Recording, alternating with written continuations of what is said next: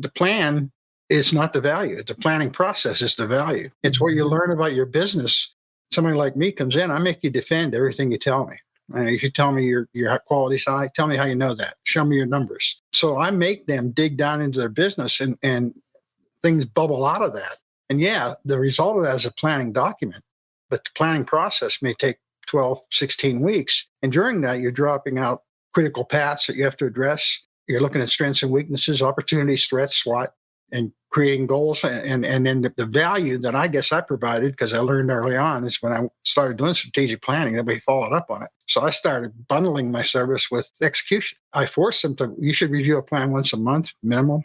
You should do a quarterly review that you reviewed your first quarter. What did you accomplish? What were the barriers? What are you going to do in the second quarter? And annually, you should review it again. And again, you're looking at your market, you're looking at your competitors, you're looking at your product. All that has to happen on a regular basis. And it typically doesn't unless you force it.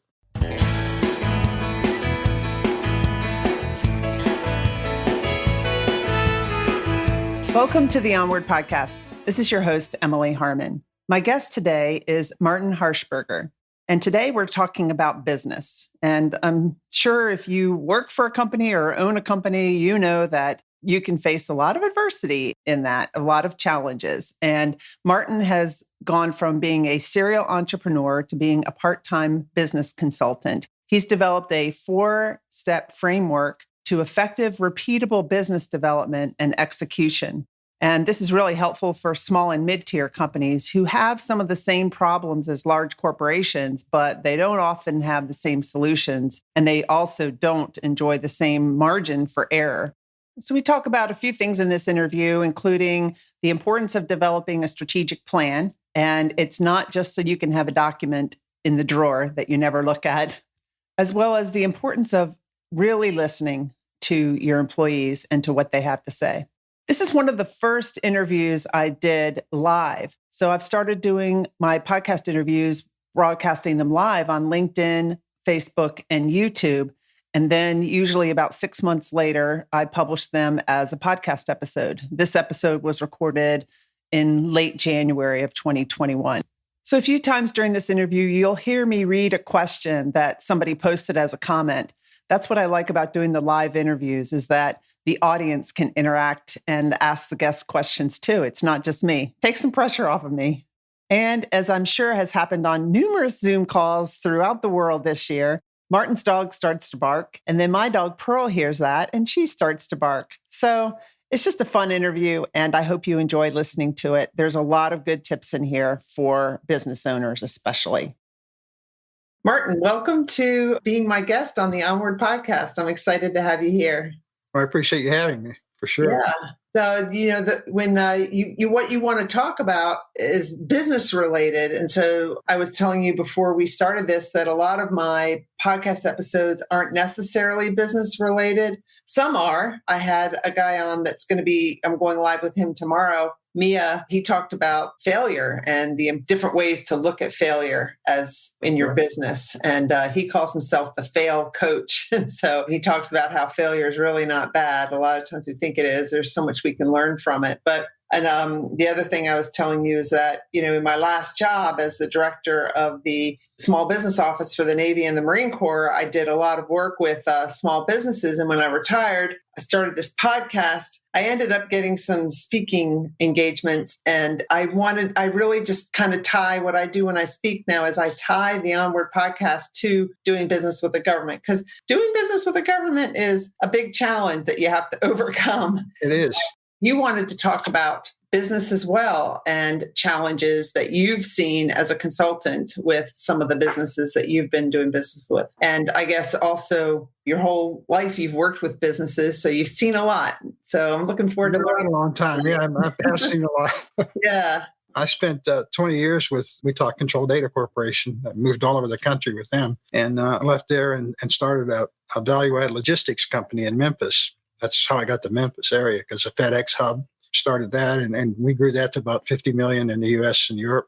I had a subsidiary in Frankfurt, Germany, for West Europe, and then thought I was going to retire, like we were talking about, and I can't do it. I just can't sit around. So I've been consulting for the last 16 years. So And we talked a lot about challenges and so on before the show started. I mean, when we talk about challenges right now, business with the COVID thing and what's going on, it is a challenge, all business. Yeah, definitely. So you say that a lot of companies really don't have a good strategic plan. And I know when I worked in the government, I've seen a lot of strategic plans written and then they get shoved in a desk drawer and no one looks at them again. There you go.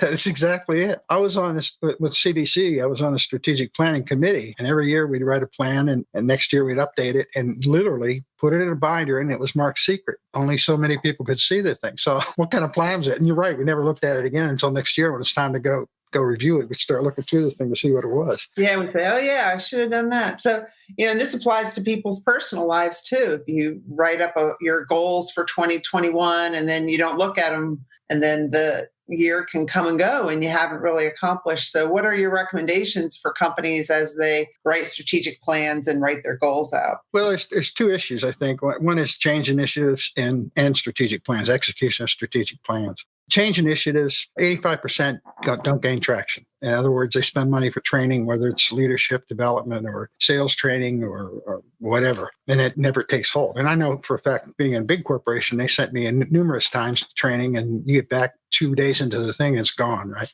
And why does that happen? It's easy. It's review and accountability. Nobody's accountable for that. And you look at my own experience with businesses here in the last 15 years and my own. You have to evaluate why you want to make a change. Is it a reaction to a problem like sales? Maybe your sales are declining, so you get a sales consultant in to help you with training. Typically, that's a one and done. It's a short-term thing. They don't consider the underlying factors of why you're losing sales or market share. I've had clients that revenue declines, so they put pressure on their sales organization. I'm looking at them and saying, look, you're losing money on everything you're making. Why do you want to sell more of it, right?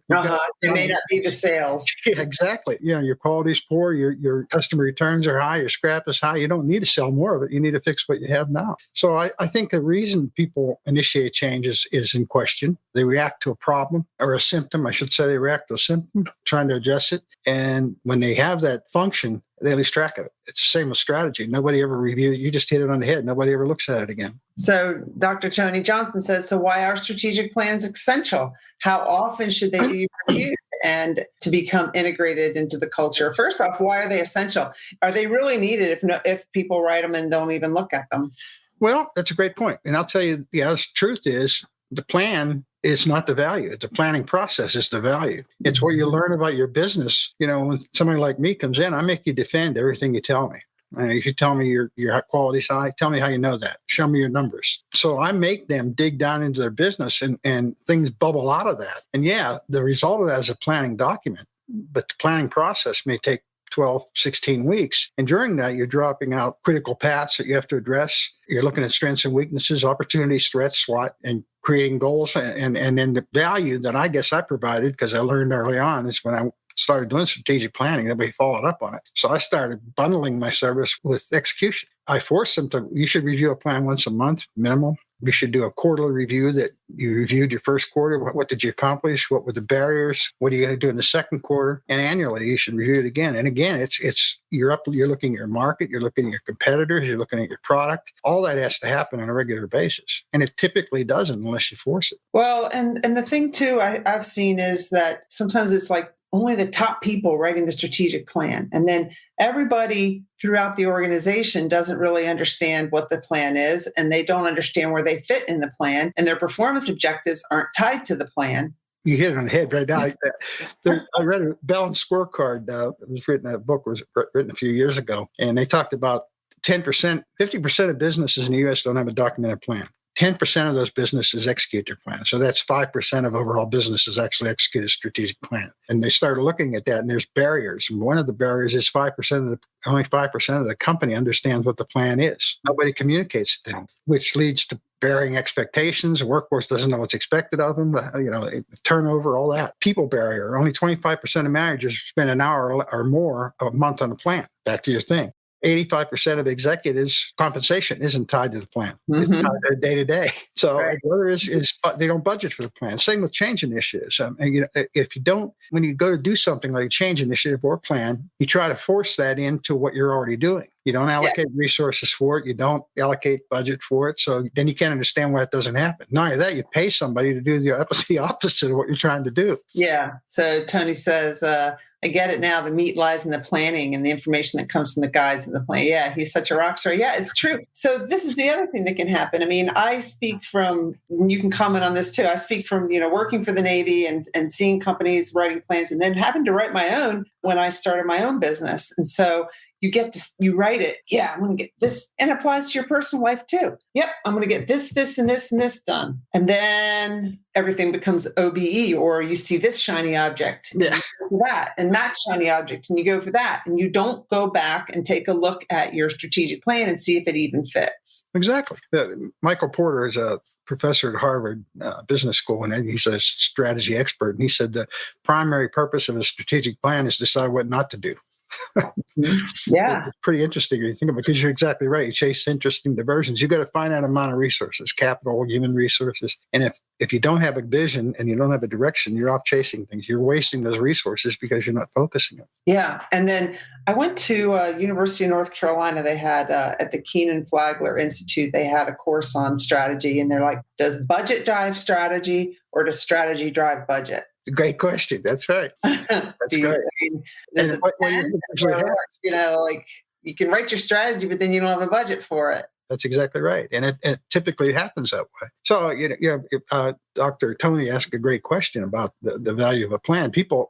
One of the things that I've learned over the last, actually 16 years now, is I don't sell strategic planning. I don't talk about strategic. I talk about repeatable business development. And what does that mean? It means you have an organization that can deliver a product at a price the customer accepts, at a quality the customer sees value in, and you make a profit at all the time, every time. Why do you do that? You do a strategic plan.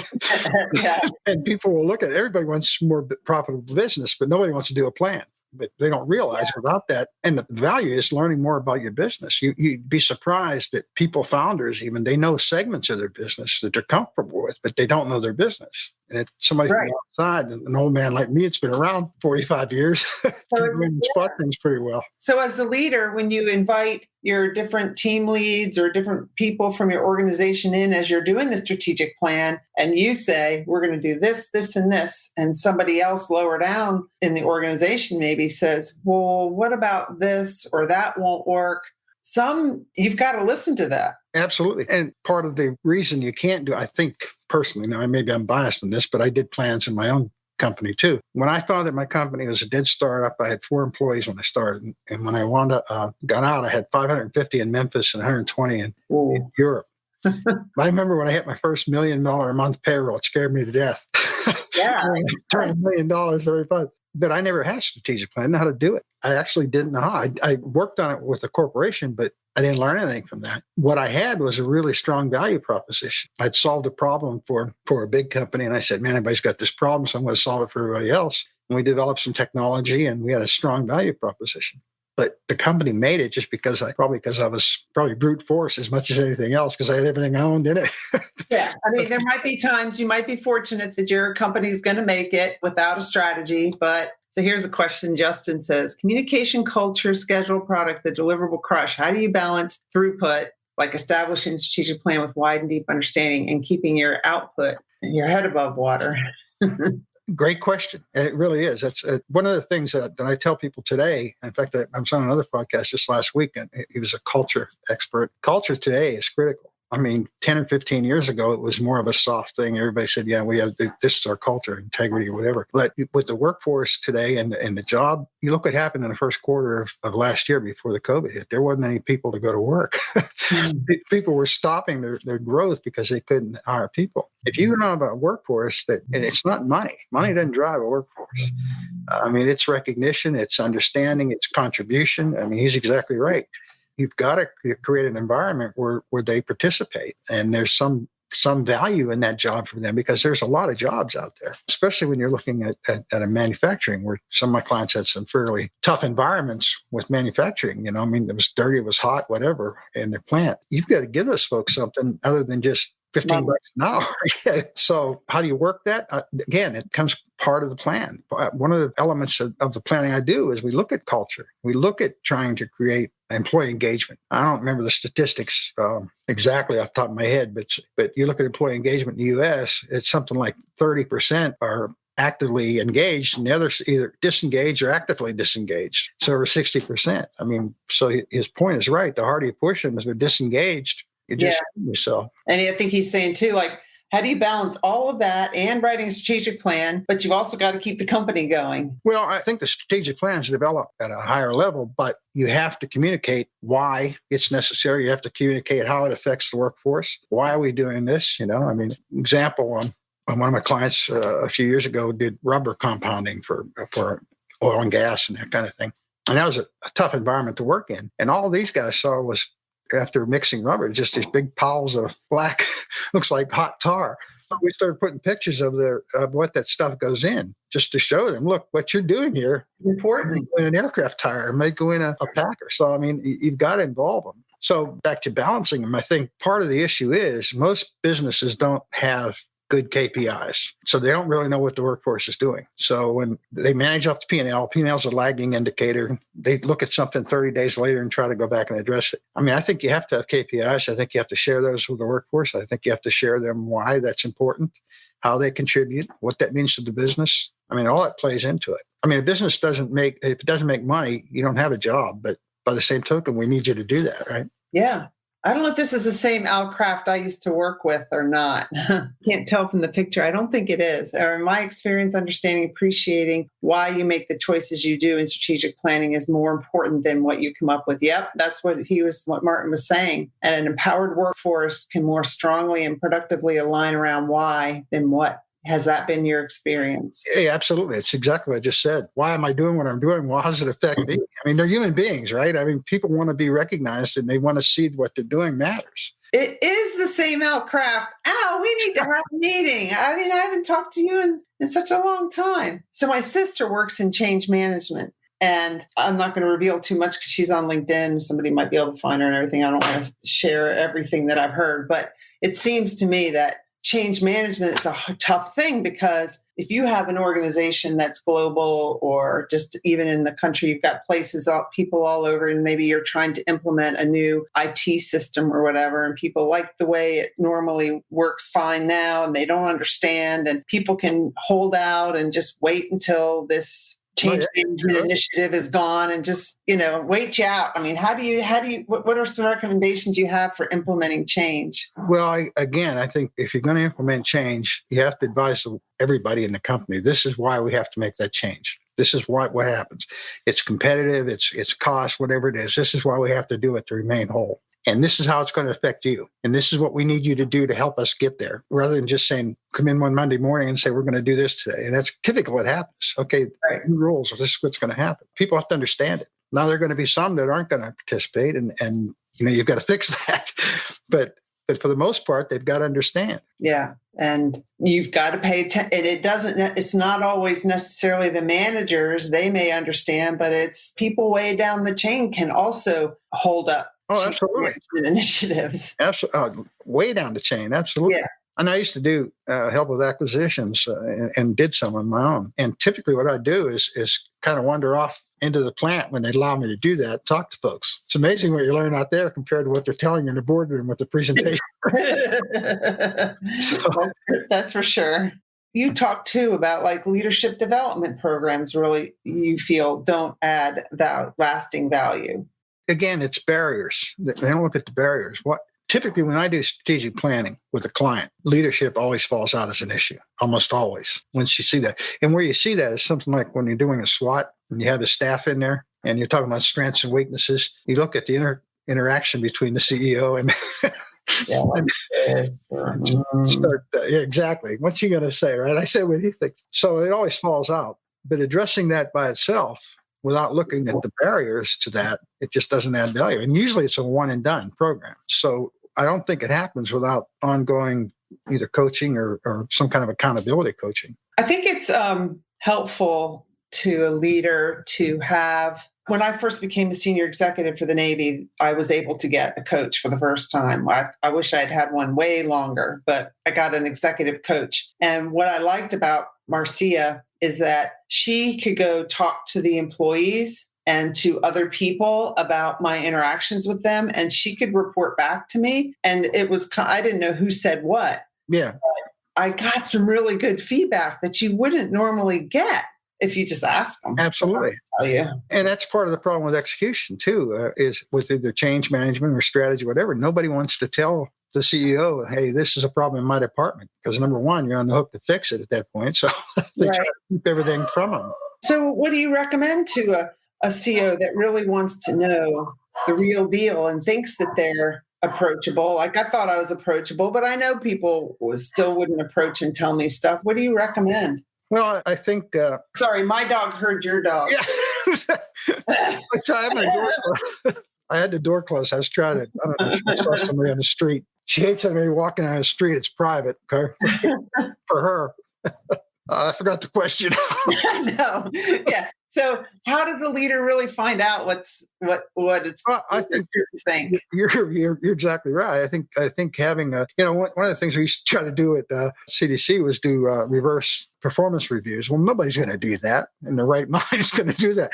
But a good coach or consultant will go down and tell. And there was one in particular. It's a government contractor I worked with as a consultant. They did flight training. And all military academy grads, which you think leadership wouldn't be an issue. Well, West Point or Navy? I went to Navy, so I went to Naval Academy. Navy, I'm sorry. Navy, West Point, yeah, clearly there's a problem. But it was egos. Yeah. The ego was so big that it was probably the toughest environment I was in. And I thought going into that, this is going to be a no-brainer, but it wasn't. So I played that role saying, okay, you've got to lighten up here. You got to understand this. So I think it takes somebody that you trust to go off and figure that out. And you got to keep it anonymous, or nobody's going to tell you anything. And I do that with a client. Typically, I'll go on the floor and talk to folks and get their feedback and kind of work it back through and say, okay, this is what we've seen. But I think it takes an outside. It's pretty unique for an individual to take criticism from their underlings and really take it to heart. I think it's harder. Yeah, it's hard. But you talked about when you go to a class. I mean, I know I used to go to different classes, and you go and you're headed in the class for the whole week, and you have all these notes, pages of notes of things that you're going to implement when you get back. But when you get back, it's the same old thing. Life happens. And how do you really, maybe 1% of what you want to get implemented, you can do. I read a quote in an article in Harvard Business Review, and it was, I hope I can remember it, but it was the most telling quote. It said that what the reason the article was leadership development doesn't work. And they said the reason for that is the strength of the people being trained isn't powerful enough to overcome the inertia of the organization. And I thought that was really profound, I think, because that's exactly it. You make one with the best intentions, but 2 hours later, everything takes over. Yeah, yeah. And I went to this class called Leadership for a Democratic Society, because there's a lot of leadership challenges that you have leading in the federal government that you don't have in business, and vice versa. Like, we didn't have a balance sheet per se. I mean, we had budgets and everything, but we didn't have profit and loss, I guess is what I would say. We had budgets, but there's also like a challenge going on like right now.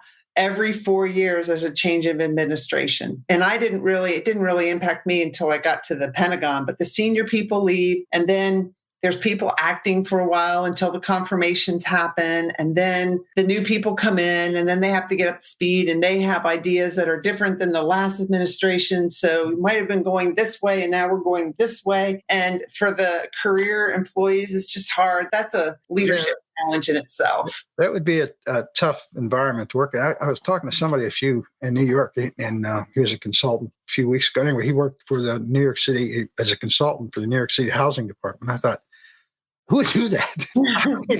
I couldn't do it. I mean, you're right. You're exactly right. It's a totally different environment. I mean, there's a almost guaranteed employment in the government too. So, I mean, you can't really, there's no way to motivate them. You have to truly motivate them. And I don't know how you do that. It's tough. Right.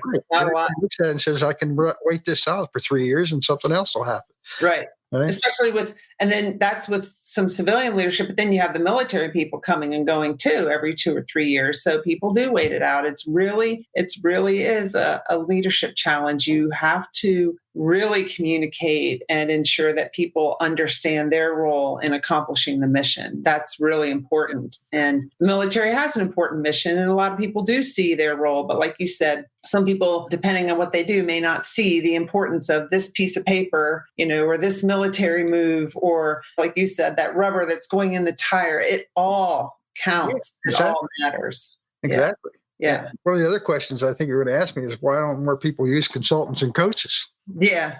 I think that's our fault. Oh. I do.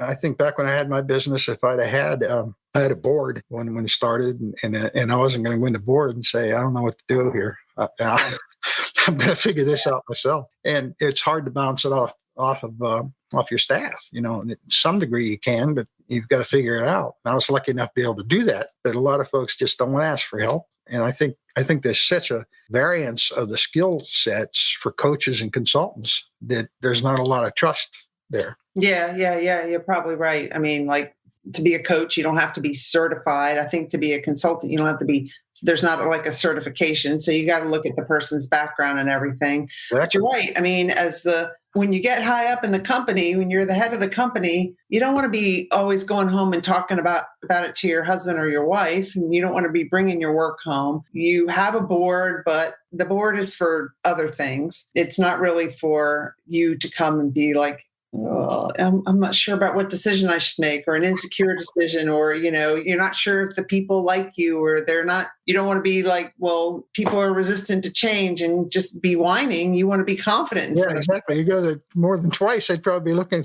they know where the problem was. Yeah, it's you. And it's really not. But I mean, that's one of the things I want to start coaching in, is the mindset that it takes to run your own business, because I've seen it from the government side, to do business with the government. Now I've seen it in setting up my own company. I mean, it's hard, and you've got to keep pushing and persevere, but when you don't have other people to talk to. So I think masterminds are good. I also interviewed somebody one day last week, like masterminds, like maybe some other CEOs that you can talk to, maybe who aren't in your line of work, because you don't want to be like, my company's failing, and the other person like, yeah, okay. Exactly. But someone said, make sure you have your own personal board of directors, and who should be on that board. It's up to you to figure it out. But yeah, let's see if we have a comment here. Oh, when you refer to the HBR, not having a film become compounded by Ms. Harmon's comment about new leadership, do you think there's an importance for those dreaming big to grow their network sideways? Yeah. Growing your network sideways. Yeah, go ahead. Comment on that. That is a good idea. Exactly. I do. Mm-hmm. Again, in my position, when I was a CEO, we were a pioneer in the industry. I mean, we were the first ones that did the value add logistics overnight, that kind of thing. Not overnight shipment, but we did value add. We did repair. We did refurb. We, like Apple North America, we handle all the returns, repackaging, that kind of thing. And there really wasn't anybody to go. I had FedEx, I was one of the biggest shippers, but they were also trying to knock me off to become a logistics organization. So it wasn't anybody I could go discuss it with, right? So if you had that parallel path, I think that'd be valuable. I don't know that it's always available, though, because you're exactly right. If I'm a CEO of a company and there's a guy across the streets in the same business, I'm probably not going to ask him, hey, how do you do this? So right. It's got to be a supportive thing. One of the things I'm trying to do is trying to build some collaboration with CEOs, with some kind of mastermind that they're non-competing CEOs. We're going to launch that actually Friday, so I don't know how it'll go, but just to give them an option to open up and talk. Right. Yeah. I work with some other coaches, and we had a call tonight just before this call, and we were going through something that we coach our clients on and seeing, how do you coach this? How do you coach in this? And I had some handouts and some worksheets and some things that I would do that they didn't have. And we shared, because there's enough to go around. I mean, one of them, the Florida, Atlanta, there's plenty of work, and no problem with sharing. It just makes us all better. Yeah, exactly. And it's good. It validates what you're doing. And so I agree. Yeah, true. One of the, I guess the thing I bring to the table for a business owner is I did it. I sat there for 15 years and doesn't mean I know everything, but I can empathize with them. And between the two of us, we can usually figure it out. Yeah. Yeah. So what would you recommend to a company who's got problems with change initiatives, the strategy's not working? I mean, besides maybe hiring somebody from the outside, but what if the CEO is a small company, they just can't hire somebody? What would you recommend that the leader do? Well, I think the biggest thing is listen. When I was back when I had my company, when I first started, I knew everybody, literally. We started in a 15,000 square foot building and wound up in 575,000 square feet with 500 employees. And I got to the point I didn't know everybody. And I had an HR manager that said, why don't we have a breakfast with the CEO once a week or once a month? I don't remember. And I thought, that's a dumb idea. Why is it people going to come in early to have breakfast? And I was kind of sensitive to the CEO title. I had trouble looking. Right. So anyway, I did it. And I'll tell you, that was great. We saw each other on a kind of a personal level. Some folks did know, some I didn't. But if you listen to them, the message they take out back into the floor is, hey, they got us listening. So, I mean, if you've got change initiatives, you got to be able to listen to the folks that are saying, you want me to change, but this is what I'm doing now. We got to work together to solve it. I mean, right now, CEOs are sitting there thinking their processes are working one way. They're not. They're working around it, whatever they have to do to get the job done. And so when you force a process change down, ignore it, they're going to do what they're going to do anyway. And part of the problem is you're not listening to them. You're not listening why the original process doesn't work. You're not listening why they can't get it done. So the biggest thing is just communicate. And I think listen and then show that they were heard. Yeah. You sit there and listen, and then you're like, go back and do the same old thing. And then they don't even feel heard. And they're like, fine. Oh, yeah. Not saying that, I'm not telling him again. Well, I told you before we got on, I think I used to do some turnarounds for the large company I was with. And one of the things I always did was just hit the low-hanging fruit and change something. Somebody tell you something, say, okay, I can fix that. Let's go fix it. Yeah. And then you get them believing in what you're doing. So it's that simple. People need to see you're serious. They need to see you're going to execute, and they need to see you listen to them. Yeah. So, I mean, I think small business owners that are watching too could just go and create their own board and start their own, if they can't afford a consultant or don't want to hire one, go create your own board and of people that you trust and your own mastermind. And one of the things I want to start doing, I don't know if you've done it before, is I would love to lead retreats with women small business owners and have some luxurious time and some networking time and some self-care time, but also some time to network and talk about business challenges. Yeah. No, I haven't done that. I've been to a lot of them with my own company. We used to do a lot of that then, but I haven't done it then. Years ago, I read a book called No Nonsense Management. It was written in the 70s by a guy named John Slocum, and that was one I thought he had a quote in there that probably doesn't resound too well today, but he said, there's no measurement at all for effort per share. Mm-hmm. Pretty cool. Yeah. Actually, my first book, Bottom Line Focus, I can't think of the name of it. It's got a bunch of questions now at the end of the chapter, and that's been pretty well received. I'd leave it behind it at the founder or CEO's office, and I go back and I can see the answer to questions. So I think that's it's kind of a primer for a small business. Yeah. And they can get that from your website right there, martinharshberger.com. They can get that or Amazon. Amazon will pay me 60 cents or something for it. There's so many good books to read in so little time, right? That's true. One of the things I think that I emphasize when you talk about books, there's always a kind of football analogy. Everybody's looking for the big play, the answer. The football games are one blocking and tackling, right? Mm-hmm. Fundamentals.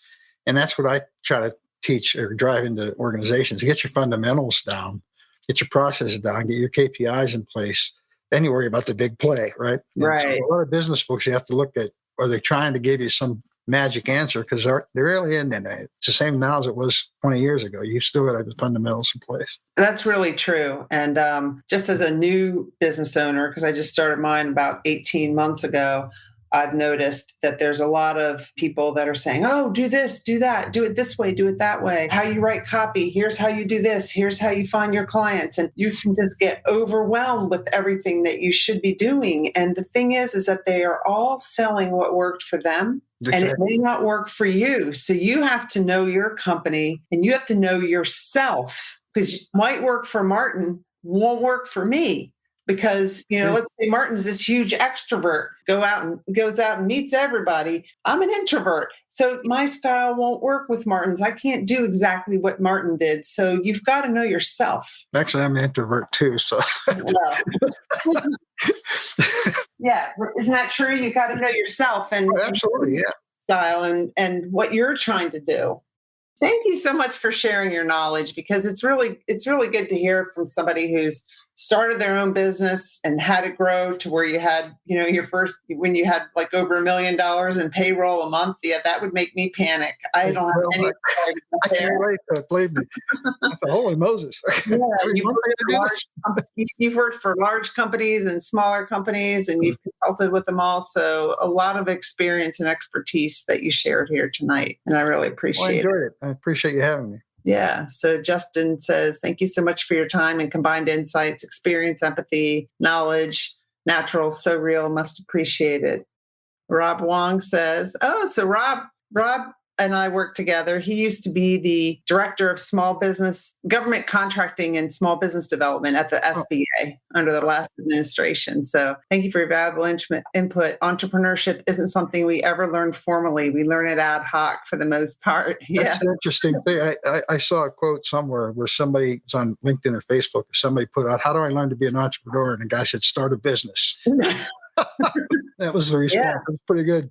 Well, and I get it, because like I worked for the government, right, for 38 years, right? And my last job was telling small businesses how to do business with the government. And I knew I didn't understand everything, but I just have so much more of an appreciation for it. Well, my parents owned their own businesses too, so I saw what that was like. But when you really just get your feet wet and hands wet and get in there and blood, sweat, and tears in it, that's when you really learn. That's true. That's exactly it. Check out Martin's website. I put a link to it in the show notes. He's got a lot of great information in there, and you can see that his mentorship group or mastermind for CEOs of companies that he mentions at the end of the interview has been formed. So he's starting to lead those groups. And he also has 3 golden nuggets for CEOs on his website. 1, you can't be an expert at everything, and don't be afraid to talk to a trusted advisor. 2, be honest with yourself. Your people, processes, strategies won't improve by themselves. And 3, not making a decision is, in fact, making a decision. We talked quite a bit in this interview about the importance of getting help, about having a trusted advisor. And whether you do that through a coach, a consultant, a friend, a personal board of directors, it doesn't matter. I highly recommend doing it, because it can feel very lonely being an entrepreneur, and you're not alone. Since conducting this interview with Martin, I participated in a coaching program. It was led by Shirzad Chamine, author of the best-selling New York Times bestseller, Positive Intelligence. And the coaching program was all about mental fitness. Your mental fitness is your ability to respond to life's challenges with a positive rather than a negative mindset. And the impact of improving your mental fitness is reaching peak performance, achieving a peace of mind and wellness, and healthy relationships. I cannot tell you how much my relationships have improved and how much I'm driven now more by the sage side of my brain, which is based on empathy, gratitude, curiosity, creativity, self-confidence, and calm, clear-headed, laser-focused action. It's been an amazing transformation, and I'm still not there. I don't know that you're ever there. It's a journey. It's a lifelong journey to improve my mental fitness.